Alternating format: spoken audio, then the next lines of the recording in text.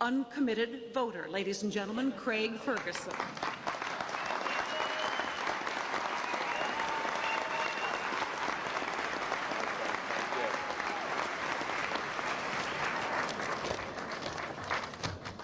If I may borrow a line, sir, my fellow Americans. Mr. President, Mrs. Bush, Mr. Vice President, Mrs. Cheney, honourable justices of the Supreme Court, senators and representatives, brave members of our armed forces, esteemed members of the White House Correspondents Association, other journalists not so esteemed, ambassadors, Hollywood movie stars, Hollywood celebrities, people who are just kind of from Hollywood. The unsung hero of every White House dinner, the C-SPAN camera guy, everybody, the C-SPAN camera guy.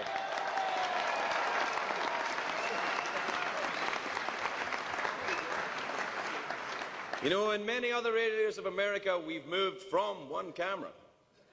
The one-camera system is no longer in place in other parts of the broadcasting industry, but in C-SPAN, things move a little bit slower. I have to tell you, looking at you tonight, really how beautiful this is to me. You really are, this is like a dream to me. This is like a dream I had. In the dream I wasn't wearing pants, but it's kind of like a dream that I had. And I can't tell you how excited I am to be here tonight. Now, I realize many of you may not share that excitement, given that you have no idea who I am. Well, let me explain. My name is Craig Ferguson. I host a late-night television program for the mighty CBS Corporation. Yes. I'm their middle-of-the-night guy. And I'm kind of basically all they could afford after they finished paying Katie Couric. But really, I'm not kidding you. The reason you're stuck with me tonight, though, is that, look, word has got out amongst the American-born comedians that you're a bit of a tough crowd. This is just another case of immigrants taking jobs that Americans don't want, sir. Although I cannot think why. You do have a reputation. You know, a lot of people told me, they said, you know, when you're doing this, this is a very tough, a lot of the American comics said it to me. They said they're a tough room, it's full of angry men and disappointed women and disappointed men and angry women, a lot of surly drunks. I'm thinking, this is perfect, it's like a family reunion, I'll do it. A reporter from the, what's the name of that paper, The Mound? The Hill. A reporter from The Hill said to me, when you come to DC, do you want to be funny or do you want to be liked? I know. I said I'd settle for either. Anyway, there's very controversial speeches being made here.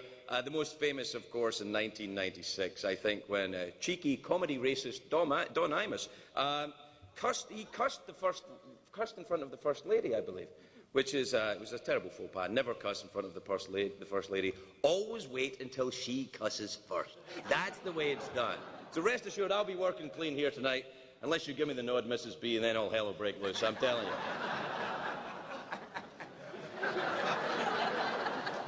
I don't know, C-SPAN have got a camera in here, I better not. It's a great honour for me to be asked to speak here. Doubly so for me because I just became an American citizen. Now, I thank you. It's really the end of our road. I'm very happy to be here.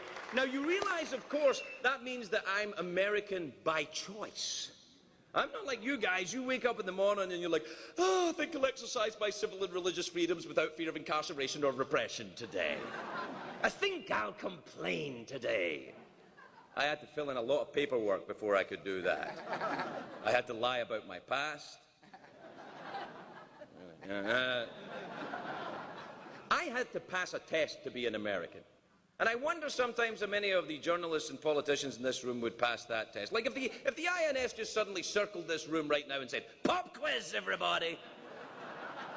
There'll be a lot of you people trying to get over the fence from this side. Enjoy your taquitos, amigos. Now, although I'm an American now, I'm originally from a town called Glasgow in Scotland. Yes, you've obviously never been there. Glasgow, if you don't know, if you imagine the movie Braveheart set in Detroit in the 1970s, it'll give you a fair idea of what the town is like. Lots of violence and polyester. It's sort of a it's like a medieval version of Starsky and Hutch. They are very, very, very tough people. They're extremely tough people. You'll appreciate that. You're famously tough on terrorists. The recent Al-Qaeda attack at Glasgow Airport, the terrorist drove a flaming SUV into the airport and he got out, he was on fire. The Scottish security guard ran over, started beating the crap out of me. He didn't even put him out. He didn't even douse him. He's punching him in the guy, like, I'm on fire. He said, you should have thought of that before, shouldn't you? Someone got a photograph of this. They blew it up, they put it up in the airport. Underneath it says, welcome to Scotland. They're very tough people. I love, though, here's what I love about Al-Qaeda. There's a phrase you don't hear often, but here's Al-Qaeda tried to take a religious war to Scotland. You're 1,000 years too late. And you don't have a soccer team? Go home. I love when they caught this terrorist as well. They caught him within about 9 hours. They had the entire terrorist cell. Because this one terrorist had been questioned by Glasgow police officers. I have been questioned by Glasgow police officers. I would tell them Betty White was in Al-Qaeda if that's what they wanted. And I used to be, she may be. I used to be tough. I'm not tough anymore, of course. I live in Los Angeles. I'm all lactose intolerant into the Kabbalah and everything. I travel the world adopting babies. I solve international crisis with my celebrity. Stop war! The beautiful infidel is right. Let us put down our weapons. What were we thinking? Let us moisturize and text each other. I like living in LA, though, I have to tell you, because I do love America. And LA is a very short commute to America. It's like half an hour on the plane, boom, you're right there.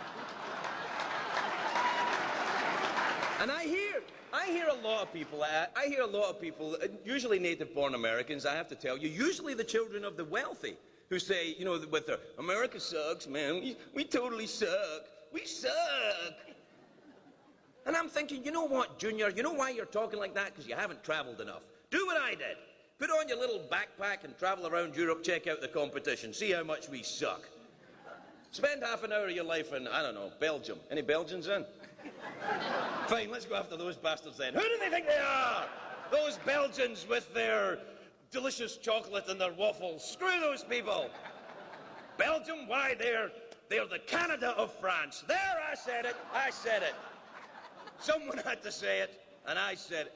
No disrespect to our Canadian friends, by the way. I love the Canadians. I do. They're lovely people. They're our civilized neighbours to the north. In fact, before I emigrated to America, a lot of people in the old country said, why don't you go to Canada, Craig? A lot of Scottish people in Canada.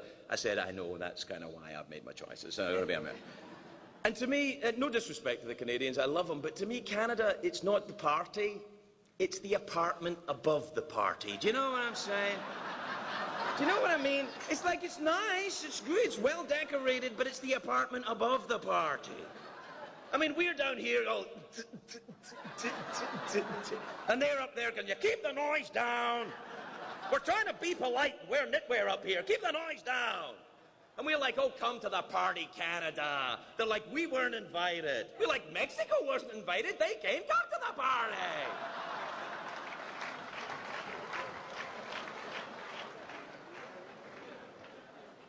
There's a lot of Secret Service in here, right? Yeah, okay, good. Now, I am a new American, of course, and I don't know who to vote for. This is my first presidential election this November. And I thought, rather than decide, you know, in the anonymity, as is my right as an American, I thought, why not ask you people tonight? Who knows more about presidential elections than you guys? So let's just make a bit of noise. Should I vote Republican or Democrat? Republican?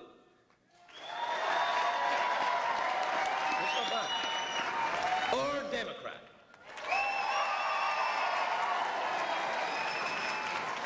Well, I'd say that puts to bed the myth of liberal media bias, wouldn't you? tell you, since I get the invitation to speak here, everybody says to you, you know, everybody wants to give you advice about how to talk at this dinner. Some people are like, stick it to the man, Craig. Other people are like, don't rock the boat, Craig. Everybody says do political humour, which is, what they mean by that is, do jokes that I agree with politically. And I spoke to a lot of journalists about how I should speak up here, and everyone, all the journalists said, Craig, your duty is speak truth to power. That's what you do. You hold the truth up for everyone to see. That's your job, speak truth to power. And I'm sorry, I don't see it that way. That's your job. You're journalists. I'm a late-night television show guy. I make up crap that isn't true, and then I say it on TV. I'm like Fox News. I'm not a journalist. What? Fox News, of course. Now, to be fair, Fox News has my favourite, the gorgeous and smouldering Bill O'Reilly. Man, that is sexy. Bill O'Reilly, who's locked in that feud with Keith Olbermann on MSNBC. The two of them are at it every night, that terrible feud. Everybody thinks they hate each other. You know what I see there? Sexual tension. That's what I say. That's a romantic comedy waiting to happen. You're the worst person in the world. You're liberal yuppie scum. Are you as turned on as I am? You bet I am, mister. Yeah, I feel a little bit sick as well. I don't know why I did that. Now, listen, I realise I am not a journalist, so anything I say is not important. But I want to talk tonight about the respect I have for the American media, you guys. It's your task to watch the government, to make sure they don't exceed their power. Well done on that, by the way, the past 8 years.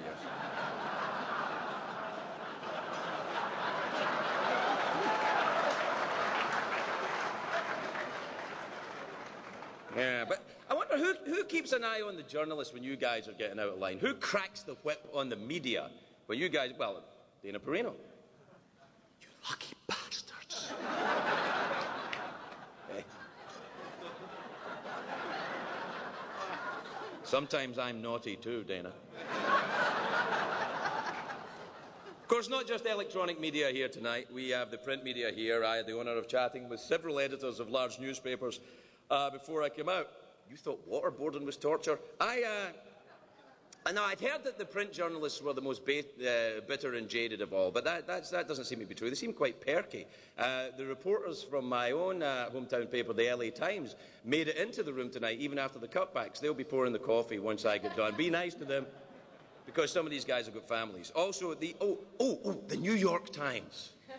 The New York Times, unfortunately, did not buy a table. They feel, I just want to make sure I get this right, they felt that this event undercuts the credibility of the press. It's funny, you see, I thought that Jason Blair and Judy Miller took care of that. What did I say? What did I say?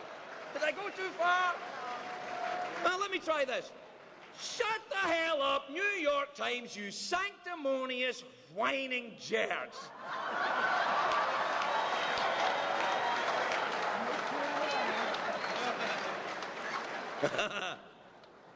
Look for my good review there coming up soon. I'm guessing Monday morning. He's a star!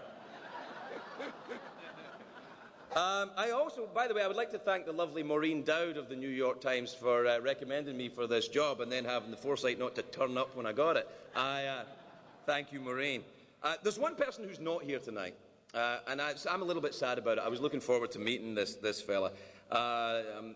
Look, this guy, he typified for me in the Bush regime the relationship that the government had with the press. No disrespect to anyone here, but I'm talking, of course, of Donald Rumsfeld, old Rummy, or Gin Rummy, as some call him. This is a guy who had character, he had drive. I used to watch his press conferences and laugh my ass off. I mean, really. He was just wonderful. And for you tonight, I put together a few clips of some of the greatest Donald Rumsfeld moments. Please look at your monitors.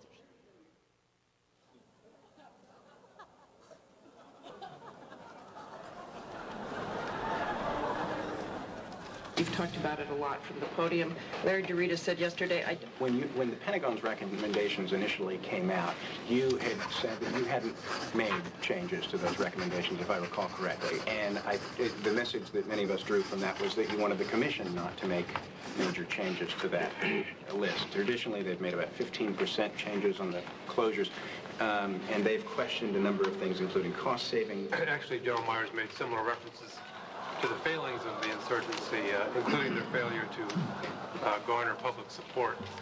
And yet, this far into the operation, the insurgency has managed to sustain itself. Does this suggest a lack of understanding on your part of what the insurgency is about? The great Donald Rumsfeld. I'm so sorry. I'm so sorry he's not here tonight. I'm not really. Yeah, I am. He's off. Donald is not here tonight. He's off writing his book, which apparently starts off really well but has no real end in sight. Oh, don't ooh me. It's America. I can say what I like. This is an election year, of course, and as you pointed out, sir, none of the candidates thought you guys were important enough for them to turn up. Hillary Clinton not here, although that's fine. She can say she was. The on-again, off-again boyfriend Bill also not here. He's probably making a speech somewhere. You know, Bill Clinton charges $500,000 to give a speech. $500,000. Or he'll talk dirty for free, but $500,000 to give a... Obama not here, which scares me. I tell you why Obama scares me a little bit. He's too clean. You know, he's cleaner than your shotgun, sir. He's a very... We need more dirt on him. I think we need Karl Rove to get those guys that work for him to dig up the dirt. Who are those guys that work for Karl Rove again? Demons. The demons that work for Karl Rove. Barack and Hillary, of course, are locked in that mortal combat for the nomination of the Democratic Party at the moment. And I think some of these debates are getting very, very passive-aggressive. A lot of sneaky tactics going on. Stuff that I don't think it... Well, take a look at this. You'll see what I mean. Have a look at this. Not releasing, I think, these records. At the same time, Hillary, as you're making the claim that this is the basis for your experience, I think is a problem. Part of what we have to do is invite the American people back to participate in their government. Part of what we need to do is rebuild trust in our government again.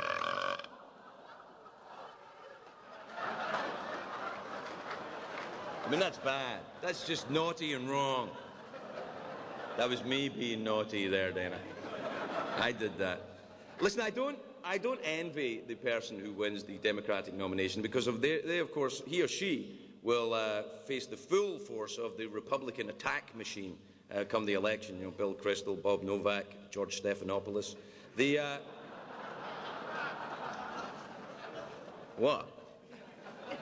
I'm just reporting the facts. Also, they'll have to face Senator McCain, another man who I think is a little too clean. I mean, all we've got on him, he's old. That's not really enough. He's old. I mean, we all know he risked his life in defense of this nation in Vietnam. Before that, the Vikings, they would be all over here if it wasn't for him. Pterodactyls, he fought them. Depending on your belief system, dinosaurs. I don't know. Earlier this year, though, there were rumblings that John McCain would not be able to run for president because he wasn't born in this country, which I think is really, that's not fair, because when John McCain was born, America hadn't been discovered. So I don't really think that works out. Tonight, though, we mark the end of an era, sir. George W. Bush is leaving in 8 months. The Vice President is already moving out of his residence. It takes longer than you think to pack up an entire dungeon. You told me yourself.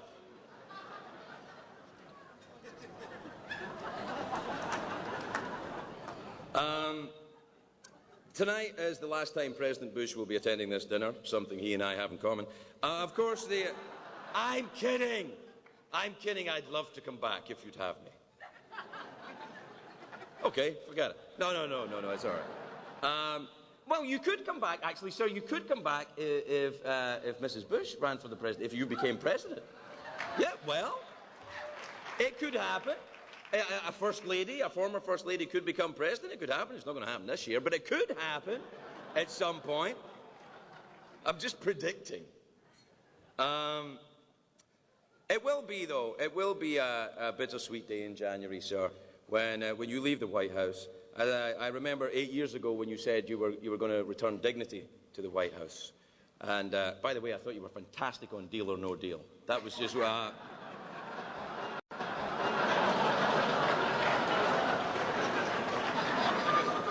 Don't you shrug me. You were on Deal or No Deal. I saw you. During your administration, though, there was not one single sex scandal in the White House. Not one, except the time when Barney humped the Pope's leg. But he's one of these things.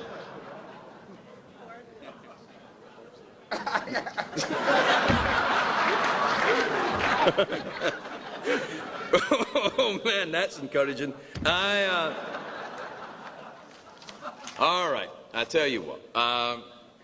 You are retiring as a young man, though, sir. You're retiring as a young man. What does a president do when he retires? You could look for a job with more vacation time. See what I did? See what I did? Now listen, I want to just be serious with you just for a second.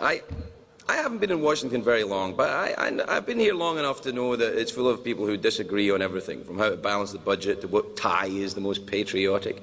You people can't agree on anything. The president doesn't like the press doesn't like the president, everybody hates Cheney. Cheney loves that and thinks it's cool. I mean, that's weird. I mean, that's kind of pervy, if you don't mind me saying so. But what I'm saying is this. I knew that when I came here that this room would be full of contentious and contrary people who argue all the time. And may I remind you, as a new American, we need that. That's what this place is all about. So please, never, ever, ever agree with each other. Never stop arguing. Never stop fighting, you cranky, magnificent bastards. God bless you and God bless America, everyone.